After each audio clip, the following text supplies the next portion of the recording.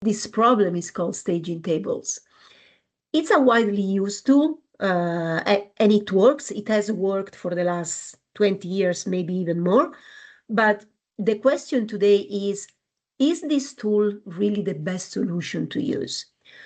We shall discuss this together with my colleague Casimir, who will explain why this tool can actually become an obstacle and what we can do to overcome it, actually.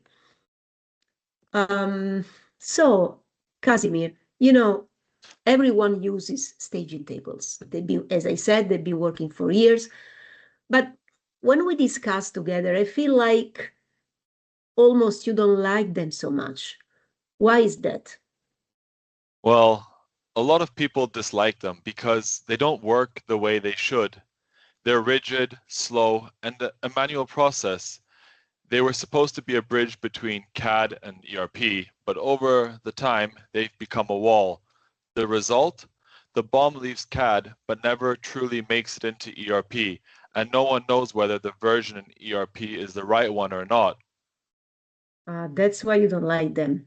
That's what I was feeling from your voice. Anyway, so, Cas, I mean, because we actually work together, but usually customers don't contact us because their staging tables do not work. They contact us because the problem is that they cannot trust the way they're working. So I was thinking maybe you can give us an explanation about it. Yeah, so some problems with the staging tables are, the first one, the black box principle. You trust the result, but you have no visibility or control over how that result is created.